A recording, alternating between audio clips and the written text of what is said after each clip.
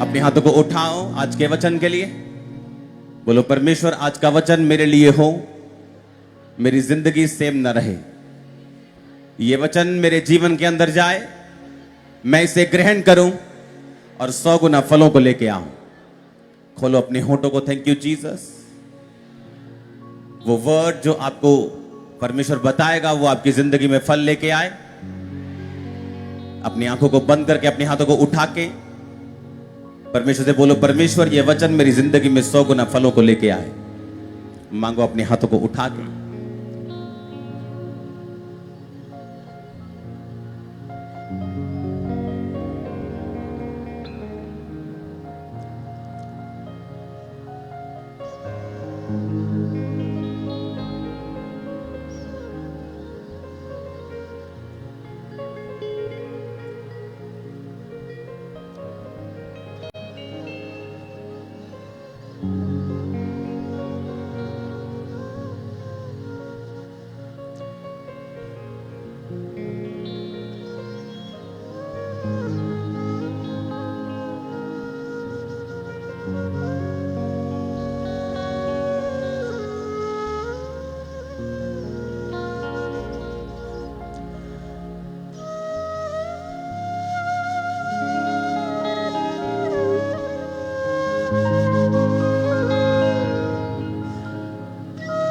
अपने हाथों को उठाओ।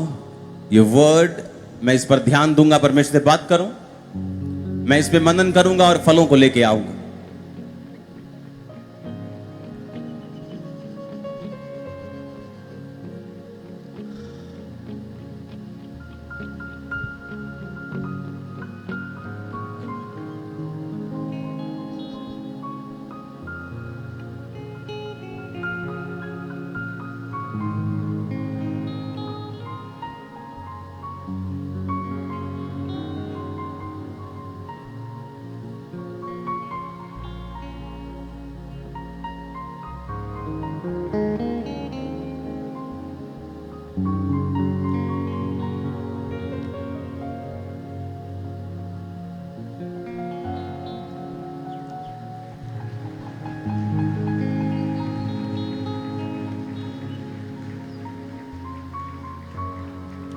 अपने घुटनों के बाहर बैठकर अपनी बाइबल को उठाओ। फिर से अंगीकार करो मैं इस वचन से प्यार करता हूं, ये मेरे शुद्ध रहने का आधार है। अपनी बाइबल को उठाओ अपने हाथों में। ये मेरे चंगे रहने का आधार है। सब ब्रांचेस, सब ऑनलाइन चर्च, बाइबल को उठाओ अपने हाथों में।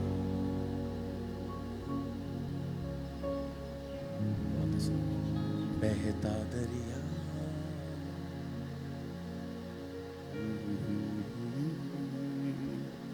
अपने होंठों को खोलो।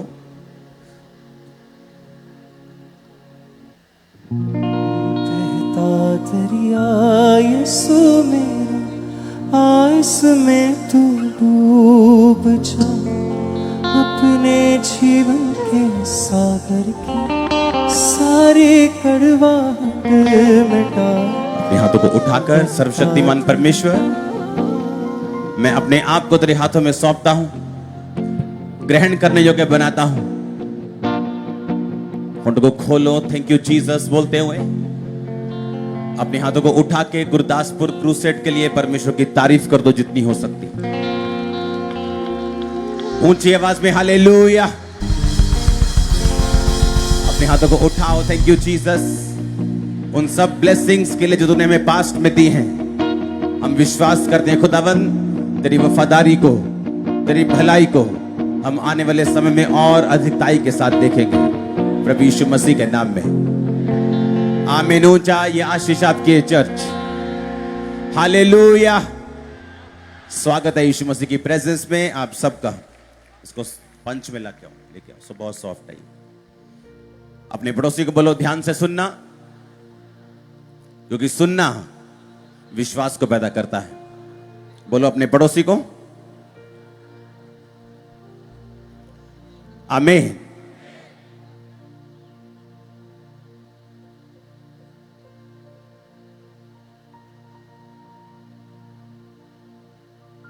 अपने पड़ोसी को बोलो ध्यान से सुन। बड़े चार्ज लग रहे हो, क्या बात है आज?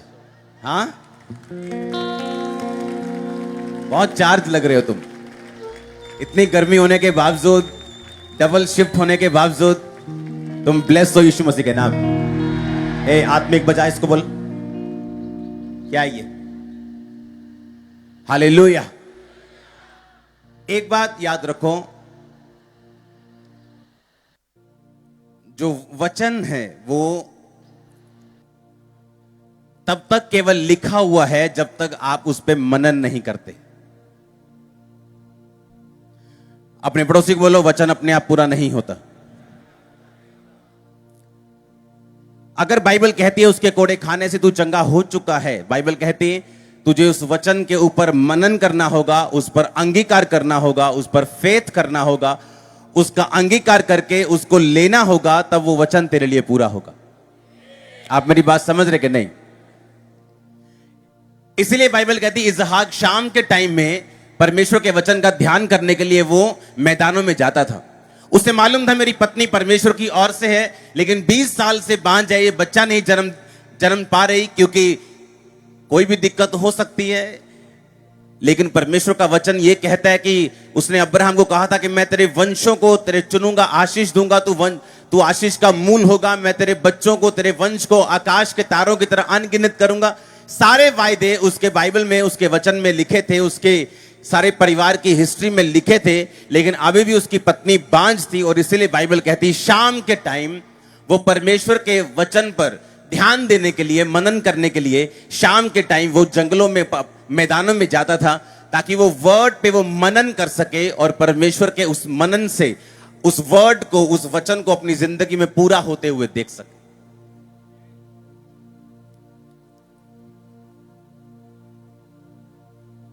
प्रेरितों के काम 9 उसकी 36 से 43 आयत, आपने जो क्रूसेट पे वचन सुना था उसको आज हम थोड़ा एक्सप्लेन करके सुनेंगे। उसमें लिखा कि याफा में तबीता अर्थात दोरकास नामक एक विश्वासनी रहती थी। वह बहुत से भले काम और दान करती थी। उन दिनों में बीमार होकर वो मर गई और उसे उन्होंने नहलाकर अटारी पर रख दिया, इसलिए कि लुद्दा याफा के निकट था। चेलों ने सुनकर कि पतरस वहां मौजूद है, 2 मनुष्य भेजकर उससे विनती की कि हमारे पास आने में देर न कर। पतरस उठकर उनके साथ हो गया, और जब पहुंचा तो वे उसे उसी अटारी पर ले गए जहां उन्होंने उस विधवा के उस शरीर को, उस शव को, उसकी लाश को रखा हुआ था। और सब विधवाएं रोती हुई आ खड़ी हुई, और कुर्ते और कपड़े दोरकास ने उनके साथ रहते हुए बनाए थे वो दिखाने लगी। तब पतरस ने सबको बाहर कर दिया और घुटने टेक कर प्रार्थना की और शव की ओर देखकर कहा, हे तबीता उठ। तब उसने आंखें खोल दी और पतरस को देखकर उठ बैठी, और उसने हाथ देकर उसे उठाया और पवित्र लोगों और विधवाओं को बुलाकर उसे जीवित उठा दिया। अब मेरी बात सुनो, पिछली आयत को दोबारा से पढ़ेंगे।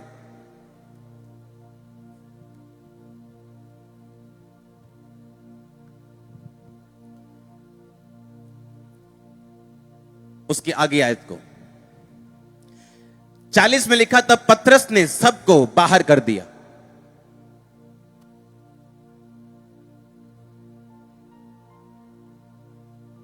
हालेलुया। पतरस ने सबको क्या कर दिया? किनको? वो कौन थे? हाँ, रोने वाले लोग थे। तारीफ करो जोर से। कौन थे वो? वो रो रहे थे, हाय ये क्या हो गया, एक भला आदमी मर गया। वो आदमी मर गया जो दान करता था, वो औरत मर गई जो कपड़े बना के हमें देती थी। हाय मर गई, मर गई, मर गई। हाय प्रभु ने ऐसा क्यों किया? जब पतरस अंदर आया तो उसे मालूम था कि मैं इसको जीवित नहीं कर सकता जब तक ये लोग बाहर ना जाएंगे।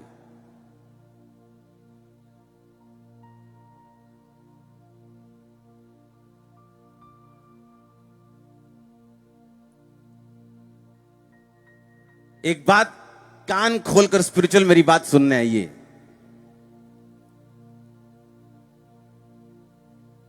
आपके लिए आकाश में कुछ रखा हुआ है, परमेश्वर ने कुछ रखा है आपके लिए, और वो अपने आप आपको नहीं देगा।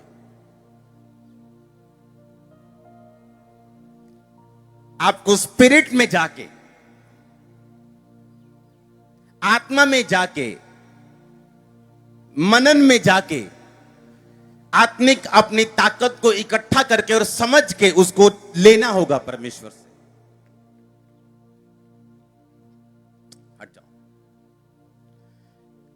मेरी बात समझ रहे हो कि नहीं? पतरस जब अंदर आया, उसने देखा कि एक औरत को, उसकी लाश को इधर रखा हुआ है और मुझे इसको जीवित करना है, लेकिन इन रोने वालों के कारण मैं इसे जीवित नहीं कर सकता। और बाइबल कहती पतरस ने सबको बाहर कर दिया, कहता बाहर पहले गेट आउट हो जाओ, सब बाहर जाओ पहले।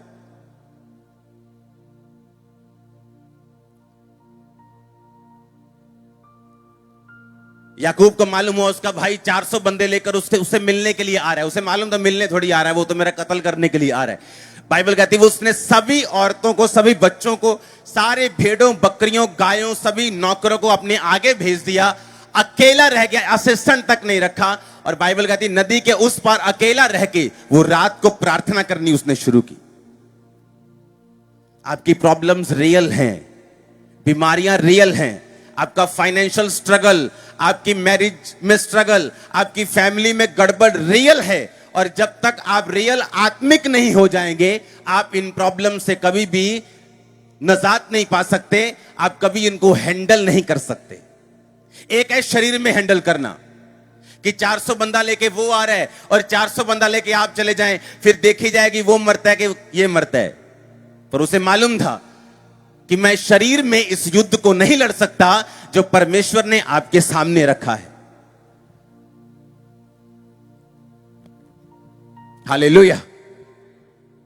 और वो युद्ध उसे मालूम था मुझे स्पिरिट में लड़ना है, मुझे आत्मा में लड़ना है और मुझे आत्मिक रीति के साथ फाइट करनी है। इसलिए बाइबल कहती है याकूब सारी रात मनन करता रहा और प्रभु से कहता रहा जब तक तू मुझे आशीष नहीं देगा मैं तुझे छोड़ूंगा नहीं।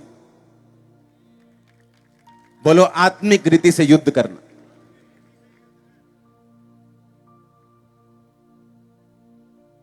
प्रॉब्लम तो यह है कि आपका बेटा नशे करता है।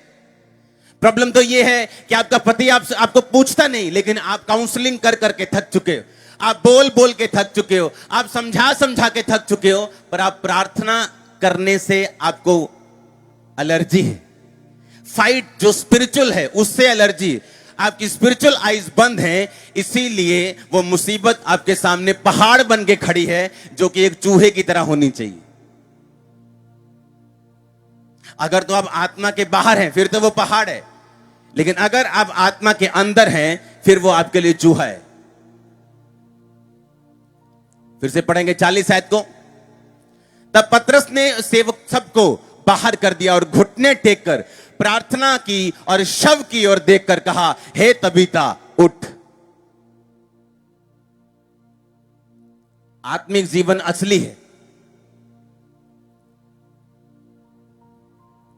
आपके टीवी में, आपके घर के टीवी में गाने चल रहे हैं, आप वहां प्रेयर नहीं कर सकते। सब तरह के प्रोग्राम वहां चल रहे हैं, सास बहू से लेके नागिन से लेके, आप वहां प्रार्थना नहीं कर सकते।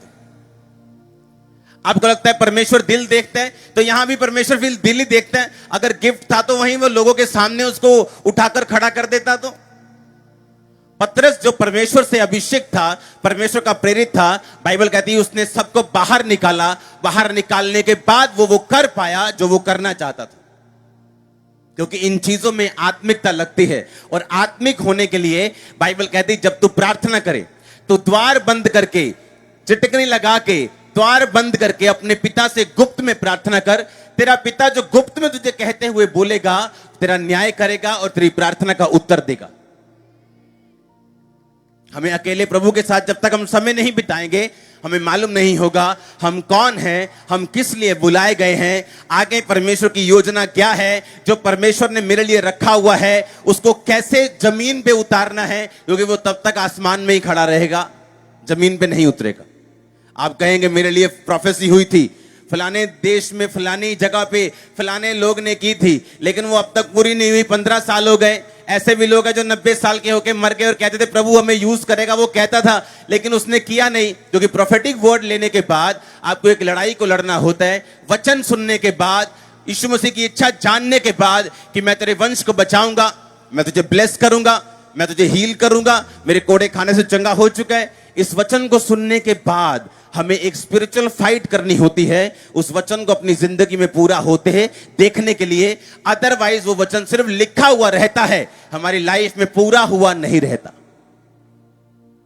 उसका एक रोल है, आपका भी एक रोल है।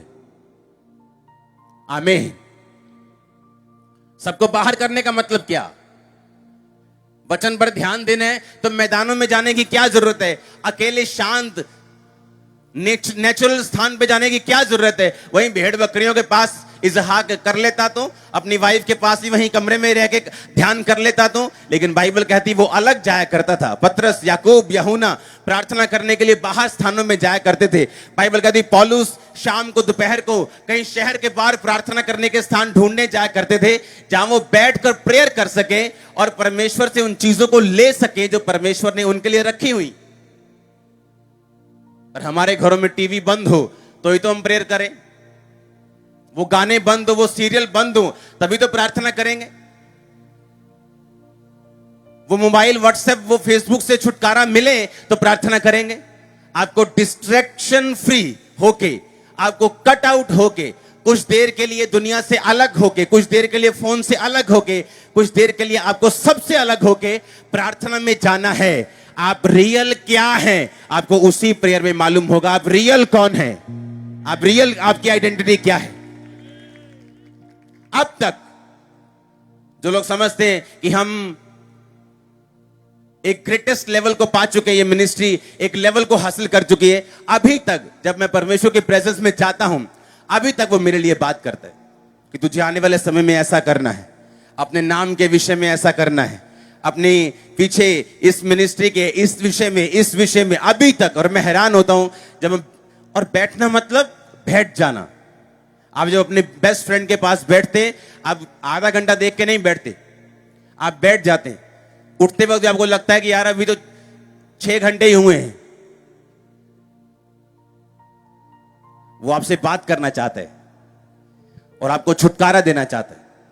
वो आपको ऐसे स्थानों में लेके जाना चाहता है जो आपने सोचे भी नहीं, और वो आपको वो देना चाहता है जो आपने इमेजिन भी नहीं किया, लेकिन उसके लिए आपको मेहनत करनी होगी। आमीन। आपको परमेश्वर की प्रेजेंस में बैठना होगा मिरेकल के लिए।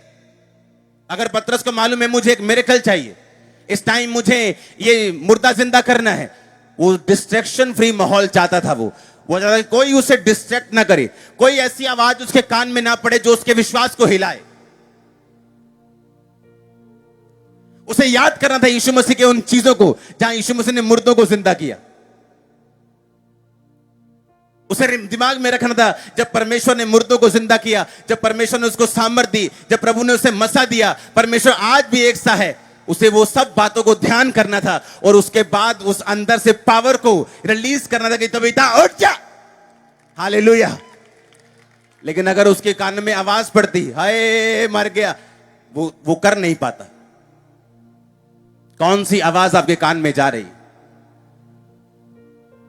सब एक ही है। ये आवाज जा रही या यीशु ही परमेश्वर है ये जा रही? आपके आसपास की कौन सी आवाज आपको इफेक्ट कर रही? कौन सा दोस्त आपसे क्या कह रहे हैं? उसे लाइट में जांचना है। कौन सी लाइट? डे लाइट नहीं, यीशु मसीह के वचनों की लाइट में।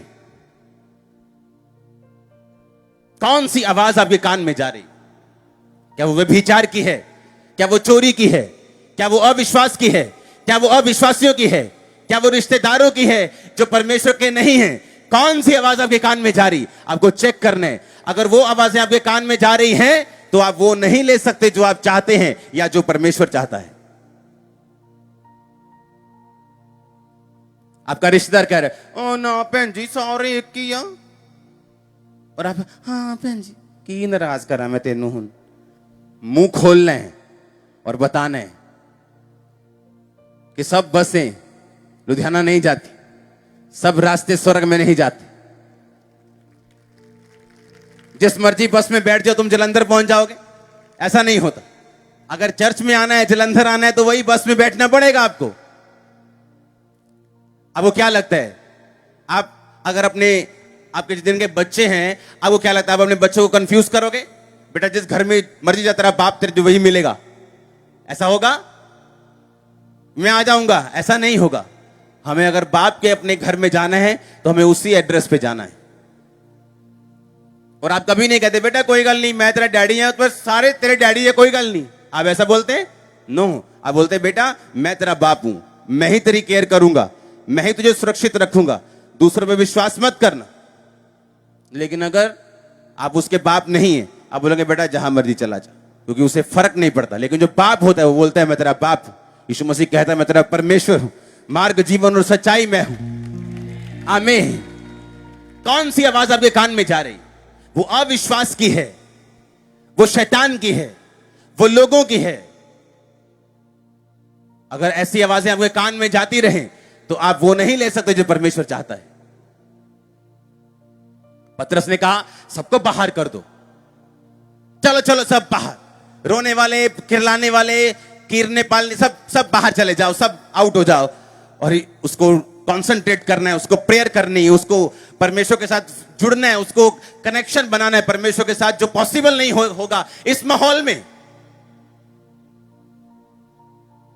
और फिर हम कहेंगे हम तो क्रिश्चियन है, लेकिन तुम क्रिश्चियन तो हो। प्रेरितों के काम 8 उसकी 26 से 40 आयत। प्रभु के एक स्वर्गदूत ने फिलिप्पुस से कहा, फिलिप्पुस वही जो मसा किया गया था प्रेरितों के द्वारा, उठ और दक्षिण के उस मार्ग में चला जा जो यरूशलेम से गाजा को जाता है, वह रेगिस्तानी मार्ग है। यह 100 मील दूर था। और तब बाइक नहीं होते थे कि चल मुंडिया पल्सर अपना कार आंदे चलिए, तो गड्डी की चाबी को आंदे चलिए। परमेश्वर ने कहा उस स्थान को चला जा दक्षिण की ओर जो यरूशलेम से गाजा को जाता है, और रेगिस्तान जहां वो बैठा था वो बड़ा अच्छा स्थान था, वो बड़ा भरपूर स्थान था, लेकिन प्रभु ने जहां जाने के लिए बोला वो रेगिस्तानी स्थान था, सूखा हुआ। और परमेश्वर ने कहा निकल जाओ, और पैदल निकल गया। वो उठकर चल दिया, और देखो कूश देश का एक मनुष्य आ रहा था जो खोजा कुशियों की रानी कंदाके का मंत्री खजांची था, वह आराधना करने यरूशलेम आया था।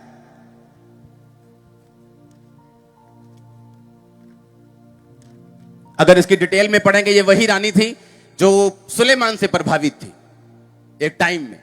ओके, और परमेश्वर को उसने ग्रहण किया, और उसके बाद उसके लोग जो थे वो परमेश्वर की आराधना करना शुरू हो गए, लेकिन वो शुरू से यहूदी नहीं थे। वह रथ पर बैठा हुआ यशाया भविष्यद्वक्ता की पुस्तक पढ़ता हुआ लौट रहा था। यह मंत्री ये बड़ा बड़ा अधिकारी था। अगर आप इसे यूनानी भाषा में पढ़ेंगे बाइबल को, तो आपको मालूम होगा कि ये एक बड़ा बड़ा व्यक्ति था, पॉलिटिकली एक बहुत बड़ा व्यक्ति था। यशाया भविष्यद्वक्ता की पुस्तक पढ़ता हुआ जा रहा था। तो फिलिप्पुस उसकी ओर दौड़ा और उससे यशाया भविष्यद्वक्ता की पुस्तक पढ़ते हुए सुना और पूछा, क्या तू जो पढ़ रहा है समझता भी है? उसने कहा, जब तक मुझे कोई ना समझाए तो मैं कैसे समझूं? और उसने फिलिप्पुस से विनती की कि वह चढ़कर उसके पास बैठे। पवित्र शास्त्र का जो अध्याय वह पढ़ रहा था वह यह था, वह भेड़ के समान वध होने को पहुंचाया गया। बोलो अपने पड़ोसी को, वो भेड़ के समान वध होने को पहुंचाया गया। वह उन कतरने वालों के सामने चुपचाप रहता है। बोलो अपने पड़ोसी को, वैसे ही उसने भी अपना मुंह ना खोला। उसकी दीनता में उसका न्याय नहीं होने पाया। उसके समय के लोगों का वर्णन कौन करेगा, क्योंकि पृथ्वी से उसका प्राण उठा लिया जाता है। इस पर खोजे ने फिलिप्पुस से पूछा, मैं तुझसे विनती करता हूं, यह बता कि भविष्यद्वक्ता ये किसके विषय में कहता है, अपने या दूसरे के? तब फिलिप्पुस ने अपना मुंह खोला और पवित्र शास्त्र से आरंभ करके उसे यीशु मसीह का सुसमाचार सुनाया। मार्ग में चलते चलते वो जल की जगह पहुंचे। तब खोजे ने कहा, देख यहां जल है, उसने अब बपतिस्मा लेने से क्या रोक है? फिलिप्पुस ने कहा, यदि तू सारे मन से विश्वास करता है तो ले सकता है। उसने उत्तर दिया, मैं विश्वास करता हूं कि यीशु मसीह परमेश्वर का बेटा है। तब उसने रथ खड़ा करके आज्ञा दी और फिलिप्पुस और खोजा दोनों जल में उतर पड़े और उसने खोजा को बपतिस्मा दिया। जब वह जल में से निकलकर ऊपर आए तो प्रभु का आत्मा फिलिप्पुस को उठा ले गया और खोजा ने उसे फिर ना देखा और वह आनंद करता हुआ अपने मार्ग पर चला गया। और फिलिप्पुस अशदोद में आ निकला और जब तक कैसरिया में ना पहुंचा तब तक नगर नगर सुसमाचार सुनाता गया। तारीफ करो इस वचन के लिए।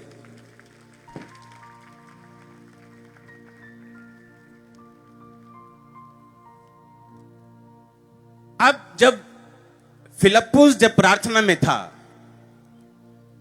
आपकी लाइफ में आपको क्या करना है और किसके लिए आप चुने गए हैं।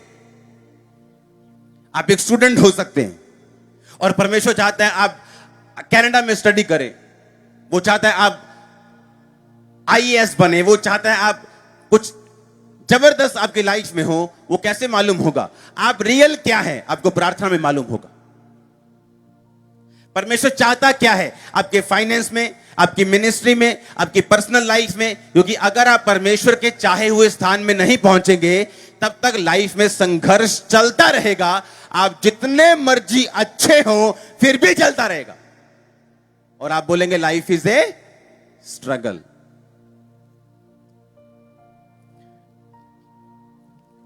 और इसे परमेश्वर ने कहा एक रेगिस्तानी मार्ग में जाना है।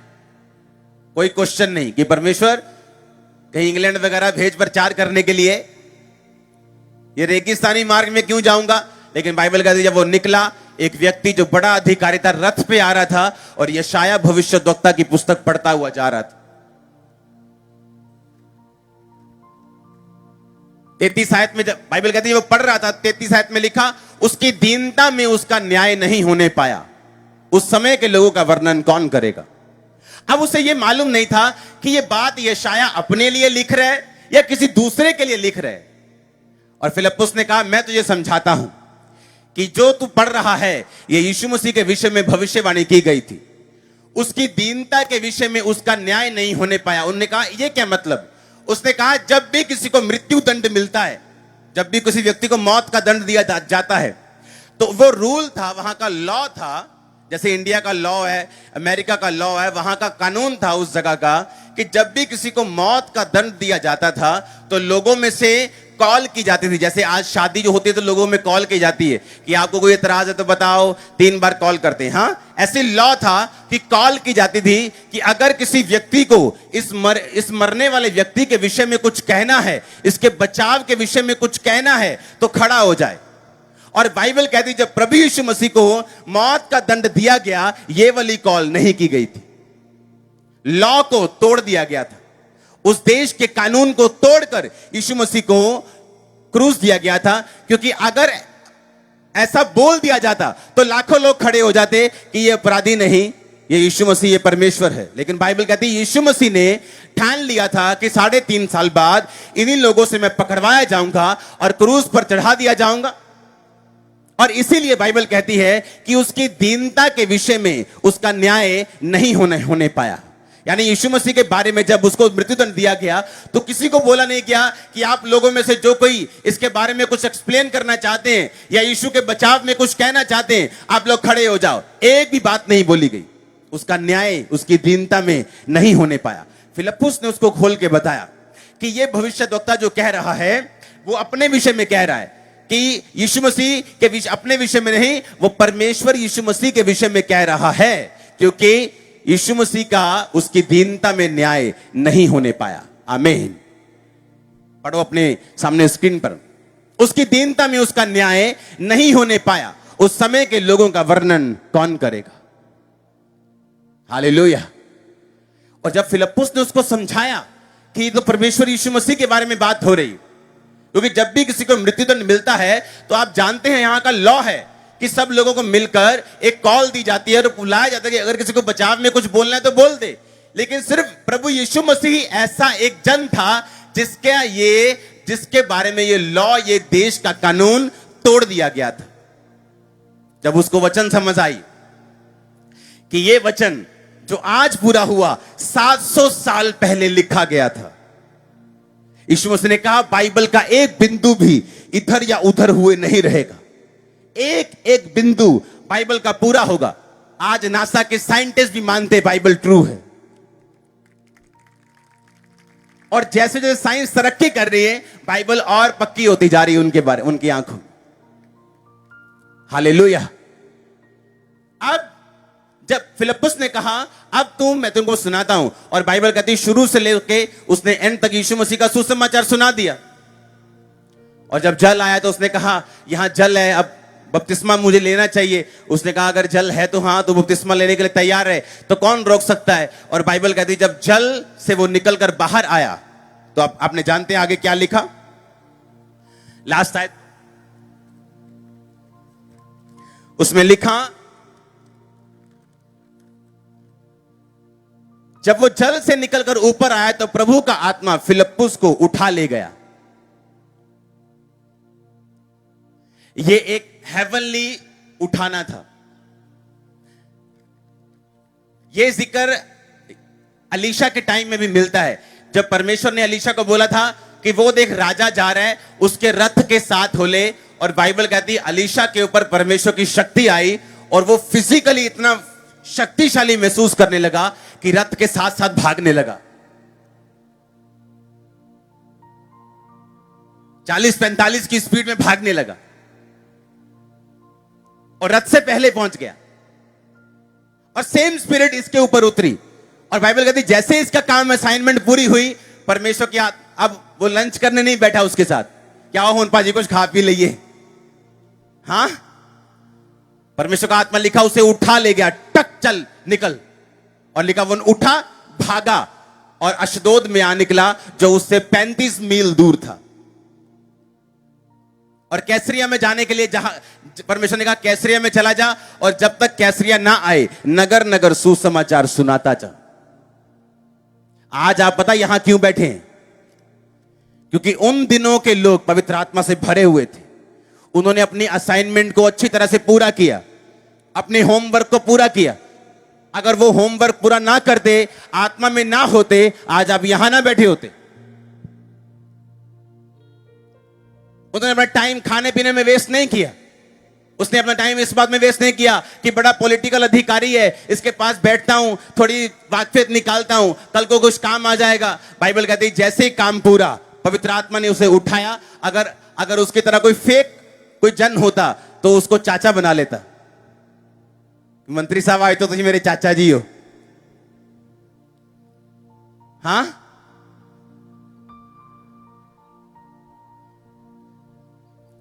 अगुओं को जो पास्टर्स हैं उनको बच के रहना चाहिए उनको इन चीजों से। अमीर लोगों को चाचा मामा नाना दादा बना लो और गरीब लोगों को बोलो अपा जी कल मिलांगे अपा। हालेलुया। पवित्र आत्मा की असाइनमेंट पूरी हो गई। परमेश्वर का आत्मा चल निकल भाग, अशदोद में निकला। 35 मील 50 किलोमीटर 60 किलोमीटर दूर वहां निकला, भागा गया। और परमेश्वर ने उसकी असाइनमेंट को जब कंप्लीट किया, और अगर आप ध्यान से बाइबल पढ़ें तो बाइबल कहती है, फिलिप्पुस कहता कि जो तू पढ़ता है वो समझता भी है, कहता नहीं। इसका मतलब क्या? लोग कुछ क्रिश्चियंस भी हैं, अच्छे क्रिश्चियन, परमेश्वर को खोजने वाले, मानने वाले, लेकिन अभी तक सुसमाचार के भेद उन पर प्रकट नहीं हुए जब तक कोई पवित्र आत्मा से भरा हुआ व्यक्ति उनकी जिंदगी में नहीं आता।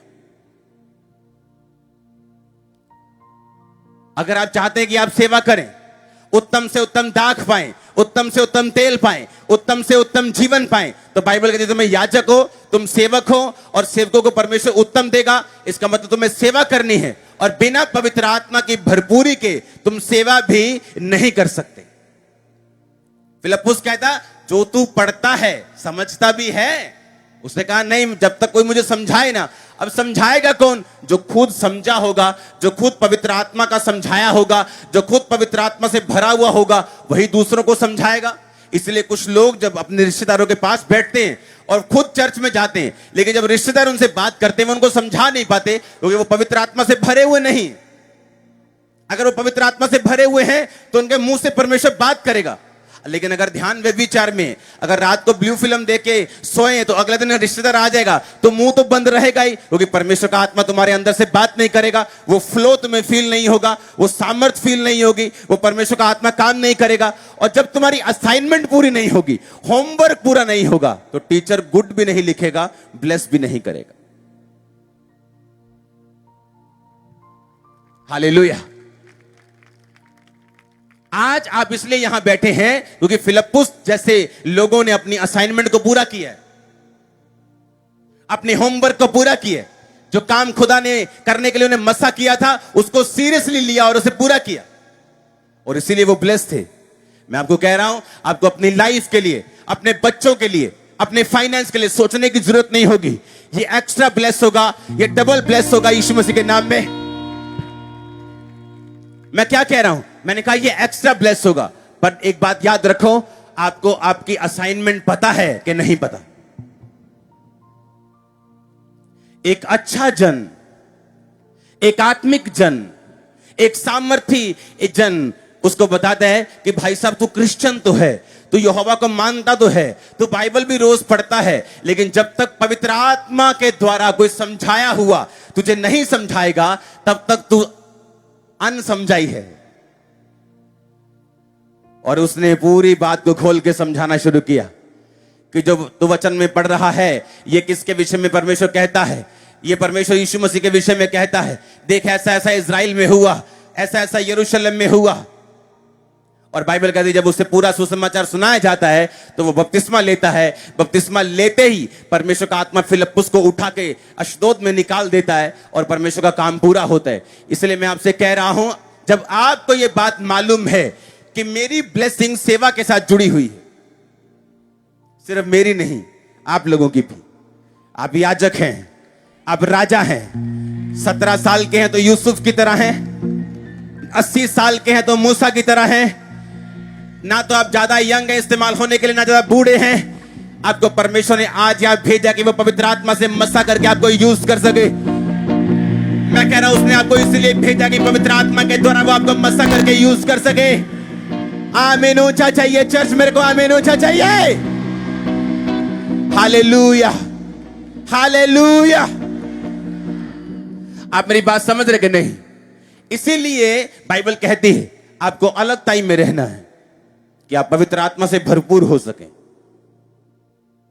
अदरवाइज क्या होगा? परमेश्वर आपको नहीं भेजेगा उन लोगों के पास जो परमेश्वर जिनको बचाना चाहता है, क्योंकि आप भी बेसमझ हैं और जिनको आप समझाने जा रहे हैं वो तो है ही बेसमझ। तो अंधे को परमेश्वर क्यों भेजेगा? अंधे को रास्ता दिखाने के लिए। वो तो किसी समझदार को और आंखें वालों को भेजेगा रास्ता दिखाने के लिए। तो बाइबल कहती तुम चाहे पीएचडी कर रहे हो, तुम फिर भी आत्मिक रूप से अंधे हो अगर तुम पवित्र आत्मा से भरे हुए नहीं हो तो। क्योंकि पवित्र आत्मा से भरे हुए जनों को परमेश्वर लेगा और उन लोगों की जिंदगी में इस्तेमाल करेगा जो दुखी हैं, जो बीमार हैं, परमेश्वर को खोज रहे हैं, परमेश्वर उनकी जिंदगी में नहीं है, जो प्रभु की समझ नहीं रखते, जो दुखी हैं, भटके हुए हैं, उन सब लोगों के लिए। और जब आपको वो यूज करेगा वो आपको अच्छा पे करेगा, आपके अच्छे पार्टनर के रूप में। आपकी लाइफ, आपकी हेल्थ, आपके बच्चे, आपका फाइनेंस, आपकी हेल्थ, आपकी वेल्थ, हर एक चीज जो आपके साथ जुड़ी हुई है, मैं ये मसीह के साथ कह रहा हूं, वो आपकी केयर करेगा, वो आपको ब्लेस करेगा। हालेलुया। पर मैं आपसे एक क्वेश्चन कर रहा हूं कि क्या आप पवित्र आत्मा से भरे हुए हैं या नहीं? एक अच्छा जन, अच्छी पॉलिटिकल स्थान पे रहने वाला, जो जिसने खुदा के, मुझे मालूम है, सेव होने के बाद बड़े लोगों को बचाया होगा। एक इंपॉर्टेंट पर्सन जिसने बहुत सारे लोगों को ब्लेस किया होगा, लेकिन वो बचा तब जब पवित्र आत्मा से, रियल पवित्र आत्मा से भरा हुआ जन उसको मिला। मैं आपसे पूछ रहा हूं, परमेश्वर अगर आपसे कहता है कि मैं तुझे उत्तम दाख दूंगा, उत्तम जीवन दूंगा, मैं अपने याजकों को उत्तम जिंदगी दूंगा, मैं उन्हें उत्तम दाख दूंगा, मैं उन्हें उत्तम पानी दूंगा, मैं उत्तम से उत्तम तेल उनको दूंगा, यानी जो दुनिया में तुम्हें चाहिए वो सबसे उत्तम तुम्हारी जिंदगी में होगा। लेकिन क्या तुम सचमुच उसके याजक हो या नहीं? याजक वो होते थे जो लोगों को परमेश्वर से मिलाते थे, जो उनके पापों में उनके इसलिए पश्चाताप करते थे, जो उनके लिए बलियां करते थे, जो उनके लिए परमेश्वर के सामने जाते थे। अगर आप इस चर्च के मेंबर हैं, आपका नाम सुसमाचार टीम में होना चाहिए, आप किसी ना किसी सेवा में मिले होने चाहिए, किसी ना किसी सेवकाई में आपका स्थान होना चाहिए, किसी ना किसी तरह से आप परमेश्वर के राज्य को सपोर्ट करने वाले होने चाहिए, ताकि मुझे आपको ब्लेस करने के लिए कोई जोर ना लगाना पड़े। आप इतने काबिल हो कि मैं आके वर्ड बोलूं और वो आपकी जिंदगी में काम करना शुरू हो। आमीन। ऊंची आवाज से बोलो आमीन। ऊंची ऊंची आवाज में आमीन बोलो।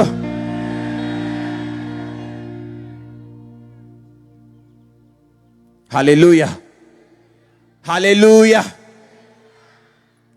आप मेरी बात समझ रहे कि नहीं? हां, ये आत्मिक तरीके से हमें जीना पड़ेगा, क्योंकि हमारी असाइनमेंट आत्मिक है, हमारा होमवर्क आत्मिक है, हमारी सेवा आत्मिक है, आत्मिक रीति से की जा सकती है। उसके बाद ब्लेसिंग्स हैं, उसके बाद सिक्योरिटी है, उसके बाद सफलता है। लेकिन उस सेवा को आत्मिक रूप से करने के लिए हमें अपने शरीर के कामों से बाहर आना होगा, ताकि हम उस सेवा को आत्मिक रीति के साथ कर सकें। आमीन। पतरस कहता सब बाहर हो जाओ।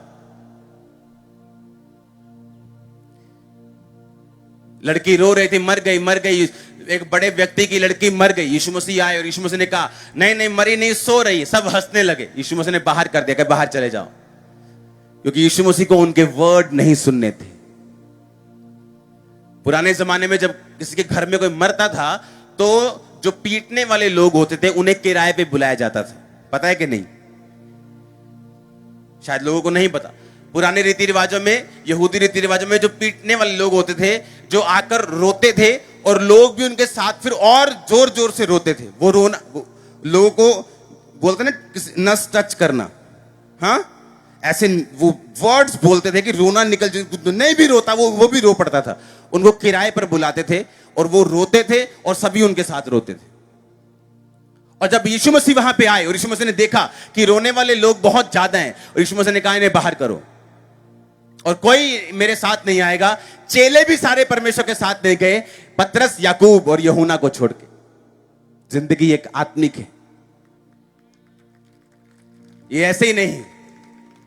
आप अपनी लाइफ में चल रहे होंगे, आपको जब भी आप एक खास दोस्त से मिलेंगे, परमेश्वर का आत्मा बोलेगा कि जब भी तू इससे मिलता है तेरी लाइफ में कुछ गलत होता है, जब भी तू इससे मिलता है कुछ नेगेटिविटी तेरी लाइफ में एंटर करती, छोड़ दे इसको। अगर आप आत्मिक जीवन के लिए बड़े ललायत होंगे, बड़े उत्साहित होंगे, और आत्मिक जीवन के लिए अगर आपकी आंखें ओपन होंगी, आप बहुत सारी चीजें अपनी लाइफ में होता हुआ देखेंगे, बहुत सारे बदलावों को। अगर आप जेन्युइनली चाहते हैं कि आप एक आत्मिक जिंदगी जिए, आमीन। बहुत से संघर्ष जो लोग कर रहे हैं, बहुत से संघर्ष जो अपने परिवार में, अपने फाइनेंस में कर रहे हैं, वो परमेश्वर ने उन्हें नहीं दिए। आत्मिक ना होने की वजह से उन्होंने गलत लोगों को चुना है। आत्मिक ना होने की वजह से वो गलत दिशा में गए हैं। आत्मिक ना होने की वजह से शैतान ने उन पे अटैक किए हैं, चाहे वो जितने मर्जी अच्छे हैं और उनकी इंटेंशन चाहे जितनी मर्जी भली है। लेकिन जैसे आप आत्मिक होते हैं, परमेश्वर आपको बताता है कि इस व्यक्ति से बच के रहना, वो आपको बताता है इस व्यक्ति के साथ मिल के रहना, वो आपको बताता है ये ऐसा मत करना, तू ऐसा मत करना, कोई भी परीक्षा आई ये स्थान मत छोड़ना, ये मत करना, वो मत। वो आपको आत्मिक रीति से गाइड करता है। और जब आप आत्मिक बने रहते हैं और रूहों को बचाते हैं, उत्तम आपकी लाइफ के ऊपर आता है। उत्तम, मैं आपको उत्तम से नहाता, उत्तम से पहनता, उत्तम से। आमीन। ऊंचा चाहिए चर्च मेरे को। मैं देख रहा हूं परमेश्वर के उत्तमता का तेल आपके सिरों के ऊपर आ रहा है यीशु मसीह के नाम में। मैं कहा सिरों के ऊपर आ रहा है, मुंह से बहता हुआ कपड़ों पे जा रहा है। मैं उस तेल को देख रहा हूं जो कि लाइफ के ऊपर आ रहा है, उस मस्से को देख रहा हूं, उस अभिषेक को देख रहा हूं, उस ग्रेटनेस को देख रहा हूं, उस ताकत को देख रहा हूं। आमीन। उचारिए आशीष के चल। हालेलुया। जिंदगी आत्मिक है, लाइफ इज स्पिरिचुअल। आमीन। आत्मिक रीति से जिएंगे तो शर्मिंदा नहीं होंगे। आमीन। आत्मिक रीति से जिएंगे तो वो कर पाएंगे जो परमेश्वर ने आपको करने के लिए बोला हुआ। जब परमेश्वर आज्ञा देता है तो सुसमाचार सुनाने वालियों की बड़ी सेना हो जाती है। जब से औरत ने पाप किया आदम और हवा के टाइम में, उसकी इज्जत को कम कर दिया गया, क्योंकि पहले औरत ने पाप किया। औरत की इज्जत को रिस्टोर करने के लिए, उसकी इज्जत को फिर से बनाने के लिए परमेश्वर ने एक कुंवारी के द्वारा जन्म लिया। वो औरतें जो अपनी लाइफ में महसूस करती हैं उस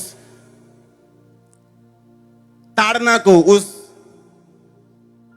लोग उनके ऐसी औरतें देखे जिनके रेप्स हुए, जिनके वो प्रताड़ित किया गया, जिनके प्रॉब्लम्स हैं, बाइबल कहती है प्रभु यीशु मसीह वो तुम्हारे लिए आया। और जब तुम यीशु मसीह को अपना जीवन दोगी तो वो इज्जत जो तुमने लाइफ में कभी हासिल नहीं की, वो तुम्हारे परिवार से, तुम्हारे लोगों से, तुम्हारे समाज से, तुम्हारे पति से, तुम्हारे भाई से, तुम्हारे बच्चों से तुम्हें मिलने वाली है। और आमीन ऊंचा चाहिए। लेकिन जिंदगी आत्मिक है। ये सारी ब्लेसिंग्स आत्मिक रीति से चल के तुम्हारी लाइफ में एंटर करती हैं जब तुम समझ जाते हो कि मुझे आत्मिक बनना है। That's it.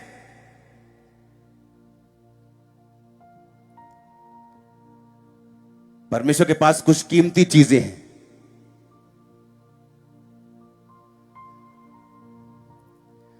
बाइबल कहती बरनबास नामक एक विश्वासी था, प्रेरितों की कलीसिया में एक विश्वासी। वचन सुनता सुनता सुनता मैं वही वचन आपको दे रहा हूं जो मैं मानता हूं। आप समझ रहे मेरी बात को? जितना वचन मुझे मालूम है ऑलमोस्ट सारा आपको भी मालूम है, और बरनबास को भी मालूम था। आत्मा में जाता जाता आत्मा ने बोला अपना मकान परमेश्वर के लिए दे दिया। उसके बाद आत्मा ने उसे प्रेरित करना शुरू किया। आगे बढ़ता बढ़ता बाइबल कहती वो खुद प्रेरित बना। वो एक शुरुआत थी, लेकिन प्रभु क्या चाहता है उसको धीरे धीरे मालूम हुआ। जैसे जैसे वो उस कलीसिया में वो बढ़ता गया कि प्रभु ने उसे सेवा के लिए चुना हुआ। अगर वो पहले स्टेप पे कि परमेश्वर ने मेरा मकान मांग लिया, अगर वो रह जाता तो जब आप आत्मिक तरीके से बढ़ना शुरू करते हैं तो कुछ डिमांड्स परमेश्वर की ऐसी होती हैं जिनको पूरा करने में आपको डर लग सकता है, आपको मुश्किल लग सकती है। वो प्रार्थना का समय हो सकता है, वो बोना हो सकता है, वो फास्टिंग हो सकता है, वो अलगताई हो सकता है, वो कुछ भी आपकी लाइफ में हो सकता है। क्योंकि अगर शारीरिक डोले बनाने में मेहनत, डाइट और बड़ी संयम वाली जीवन लगता है, तो जो आत्मिक डोले हैं, जो आत्मिक लाइफ है, उनको बनाने में भी संयम, ईमानदारी, मेहनत लगती है। आमीन। और बाइबल कहती है शरीर की साधना से तुम्हें कम लाभ होता है, पर भक्ति सब कामों के लिए लाभदायक है। आमीन। कि भक्ति सब कामों के लिए लाभदायक है। प्रभु ने तुम्हें चुना ही इसलिए है कि तुम्हारी लाइफ को वो ब्लेस कर सके, लेकिन उसका एक तरीका है। पतरस को वो तरीका मालूम था, इसलिए उसने कहा सबको बाहर करो, सब बाहर जाओ, मैं तुम्हारे रहते मैं इस मुर्दे को जिंदा नहीं कर सकता हूं। और बाइबल कहती वो औरत जो जिंदा हुई वो सेवा करने वाली औरत थी। जब आप सेवा करते हैं आप मर के भी मरे हुए नहीं हैं, आप कभी भी जी उठते हैं।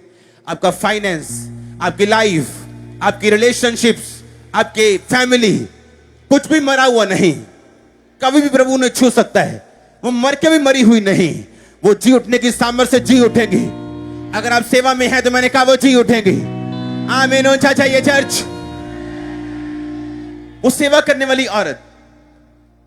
औरतें आई उसके, ये देखो कितना अच्छा कुर्ता उसने मुझे बना के दिया था। वो विधवाएं बोली देखो वो मर गई, अब हम क्या करेंगे, हमारा और कोई नहीं, हमें राशन कौन देगा, हमें ये कौन देगा। और पतरस ने कहा पहले इन सब अविश्वासियों को बाहर निकालो, जो मेरी आत्मा को चोट पहुंचा रहे हैं, इनको बाहर करो। और उसने उठा दिया। जब आप सेवा में होते हैं परमेश्वर आपको जी उठाते हैं। आपने किसी पापी के विषय में नहीं सुना होगा, हाँ, किसने बड़े पाप किए हैं जी, रोज 10 लड़कियों के साथ ये सोता था जी, इसको उठा दो, क्या करने के लिए, फिर से पाप करने के लिए, मरा रहने दो, मुर्दा रहने दो इसको।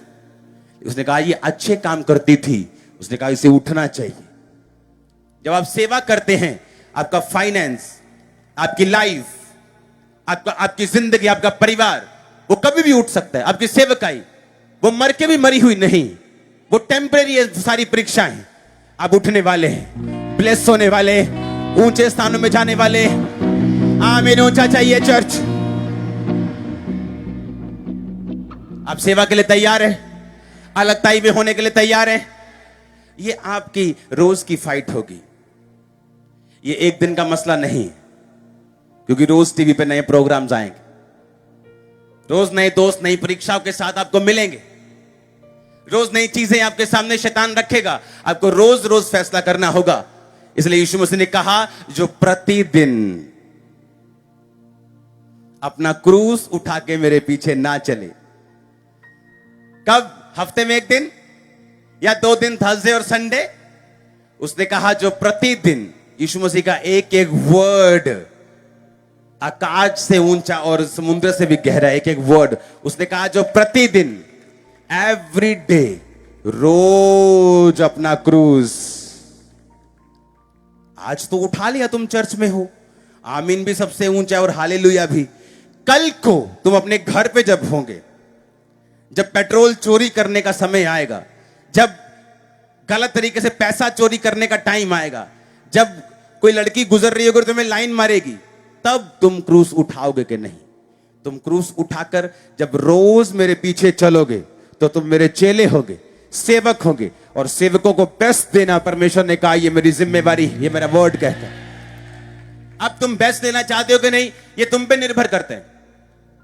तुम एक आम जिंदगी जी सकते हो, कच्ची पक्की क्रिश्चियन लाइफ, आज पाप, कल तौबा, परसों फिर पाप, फिर तौबा, फिर 10 महीने पवित्रता, फिर 4 महीने पाप। ये तुम्हारी मर्जी है, लगे रहो, लगे रहो, हो जाएगी 10वीं, लगे रहो। 80 साल तक भी कई लोग 10वीं करते हैं। तुम्हारी मर्जी, आत्मा में लगे रहो, धक्के खाते रहो, धीरे धीरे लगे रहो, वो तुम्हारी मर्जी। लेकिन अगर इंटेलिजेंट बनना है, अगर कामयाब बनना है, टाइम पर कामयाबी लेनी है, तो हमें उन चीजों को सीखना होगा जो आत्मिक है। आमीन। हमें उन चीजों को क्या करना होगा? सीखना होगा, जो क्या है, जो आत्मिक है। हमें आत्मिक तरीके के साथ चलना होगा।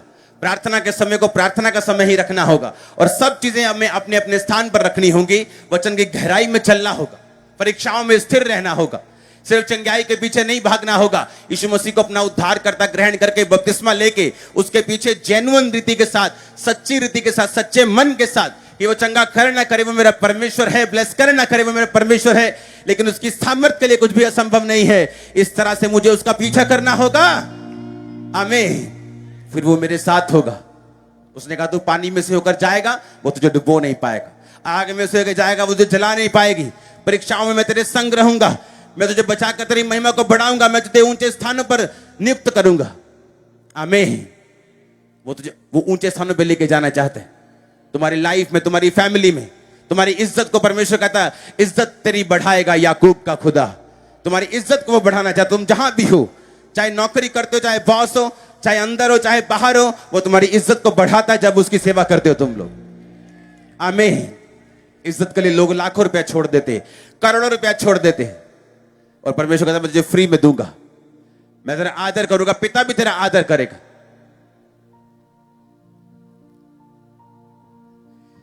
मैंने वो आदर पाया है जो लोग परमेश्वर में चल के 60 साल की उम्र में पाते हैं, और मुझे मालूम होता है कि मुझे और हम्बल होना है और पीछे रहना है। आमीन। जब मैं क्रूसेड्स पे जाता हूं, मुझे रिक्वेस्ट मिलती है, आप आएंगे, हम हाथ डालेंगे, उधर से लेके आएंगे। मैंने कहा नहीं, मुझे पीछे से आना है, अपना काम करना है और ऐसे ही निकल जाना है। आमीन। इमेजिन करो अगर 10 लाख लोग हाथ डालेंगे तो क्या बना देंगे आपका? वो नहीं मैं बनना चाहता। आमीन। आपको मालूम होता है जब आप परमेश्वर में चलते हैं, कौन सी चीज किधर को लगती है, किधर को जाना है, किधर को रुकना है, किधर आगे बढ़ना है, किधर पीछे खींचना है अपने पांव को। और यही चीज आपको स्पिरिचुअल जब बना देती है और आप स्पिरिचुअल बन जाते हैं, ऑटोमेटिकली आप एक मैग्नेट बन जाते हैं, चुंबक बन जाते हैं उसकी ब्लेसिंग्स के लिए, उसकी तारीफों के लिए, उसकी इज्जत के लिए, उसकी ताकत के लिए। आप फिजिकली भी ताकत पाते हैं, स्पिरिचुअली भी ताकत पाते हैं। वचन आपके लिए जीवित हो जाता है। वचन जब आप पढ़ते हैं आपको लगता है कि मेरे लिए जीवित है, मुर्दा नहीं लगता। आप उसका अंगीकार करना शुरू करते हैं, आप फाइट करना शुरू करते हैं, आप पहुंच जाते हैं जहां परमेश्वर आपको लेके जाना चाहता है। वो तू बच, तेरा घराना बचाया जाएगा, आपका घराना बचाया जाएगा 100%। आपकी फैमिली चर्च की मेंबर होगी, बैप्टाइज्ड होगी, आपसे भी अधिक स्पिरिचुअल होगी। आमीन। ऊंचा चाहिए। हालेलुया। 2004 में मैं परमेश्वर में आया। आई थिंक 2020 के करीब मैंने अपने फादर को बपतिस्मा दिया। 16 साल लग गए मेरे को। उन 16 सालों में मैंने प्रीच नहीं किया, कैरेक्टर से दिखाया, ब्लेसिंग से दिखाया। आमीन। तू बच, तेरा घराना बचाया जाएगा। अगर इन 16 सालों में मैं 10 बार गिरता उठता तो मेरी फैमिली मुझ पर यकीन ना कर पाती। आप विरोध से कभी गिरते नहीं, विरोध हमेशा आपको बढ़ाने के लिए होता, पर वो विरोध आपकी अपनी गंदी हरकतों के कारण नहीं होना चाहिए। वो विरोध आपको बढ़ाने और ब्लेस करने के लिए है, पर आपका व्यभिचार, आपका लालच, वो आपको गिराने के लिए। हालेलुया, ऊंची आवाज में बोलो हालेलुया। अपने पड़ोसी से बोल आत्मिक बन, क्योंकि उसकी ब्लेसिंग बड़ी है। आमीन। कितने लोग हैं आप में जो जब प्रार्थना करते हैं तो अकेले होते हैं? हाथ खड़ा करो। ये ब्लेसिंग है चर्च के लिए। फिर मोस्टली लोग अकेले प्रार्थना करते हैं, जो नहीं करते वो करना शुरू करो। जिनके पास रूम नहीं है प्रेयर करने के लिए, एक रूम अपने पड़ोसी का किराए पे ले लो। कोई रुकावट नहीं होनी चाहिए, वो किराए का इंतजाम परमेश्वर कर देगा। तुम कुछ भी आत्मा में बढ़ने के लिए करोगे ना, परमेश्वर तुम्हारे साथ होगा। जो कुछ तुम मेरे नाम में मेरी महिमा के लिए मांगोगे, मैं तुम्हें दूंगा। आमीन। जब लाइफ स्पिरिचुअल हो जाएगी, आप सेम नहीं होगे। आमीन हो जाइए। बरकत आपकी चर्च। अपने हाथों को उठाओ। Thank you Jesus. याद रखो, पवित्र आत्मा से भरने के बाद फिलिप्पुस उसको वो तो बता पाया जो परमेश्वर चाहता था। अपने हाथों को उठाओ, घुटनों पे आ जाओ।